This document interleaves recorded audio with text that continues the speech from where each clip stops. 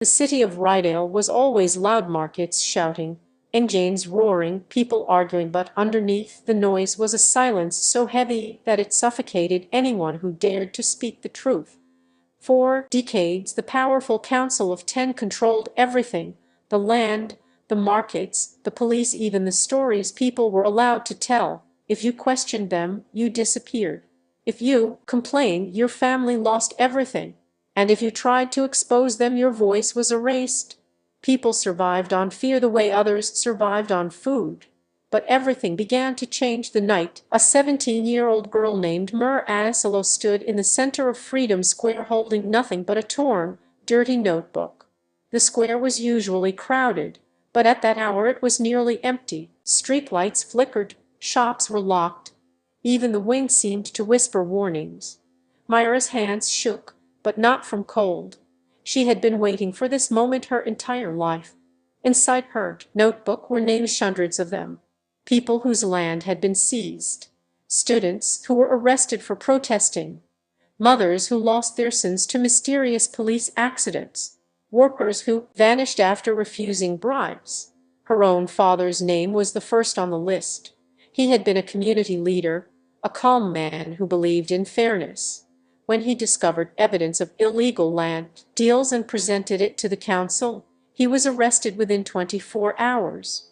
The next morning, Mayor found his clothes neatly folded on a chair, but her father never came home again. The council's message was clear: speak, and you will be silenced. For years, Mayor's mother begged her to stay quiet, to blend in, to survive. But survival and living were two different things, and Mara refused to spend her life swallowing injustice. So she stepped into Freedom Square with her notebook, knowing very well that one wrong word could end her life. She took a deep breath, and then she read the first name out loud: Ayo Asala. Her voice echoed against the empty walls.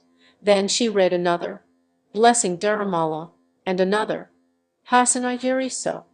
One by one, she called out the forgotten. Windows slowly opened. Lights clicked on. People peeked out, confused, then frightened, then curious. No one had dared to speak these names publicly in years. A street guard approached, but Myra kept reading. His voice trembled as he whispered, "Girl, stop. They'll kill you." But she didn't stop. Her voice grew stronger, and something impossible happened. People began to come out of their homes. Old men, market women, teenagers, students, taxi drivers, people who had lost someone, people who had been threatened, people who had been silent for far too long. They gathered around Myra, forming a circle. When she reached the last page of her notebook, she looked up at the crowd. Her eyes were wet but fierce. "They tried to silence us," she said, her voice steady, "but we are still here, and tonight we speak." The crowd murmured, trembling between fear and courage. A woman stepped forward, an elderly widow who had lost her only son under the council's cruelty. She placed her hand on Myra's shoulder. "My boy's name is not written there," she said softly, "but I want the world to hear it." Myra nodded. The woman swallowed hard. "Samuel Alandra Wader." Her voice cracked, but it was the bravest sound Freedom Square had heard in years.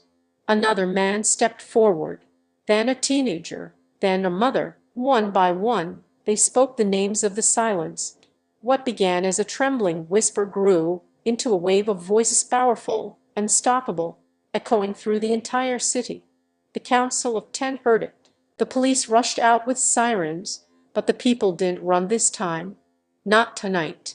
Because there is a moment in every society where fear becomes too heavy to carry and courage becomes the only thing people can lift. By the time the police arrived, thousands of citizens filled the square. Cameras came out.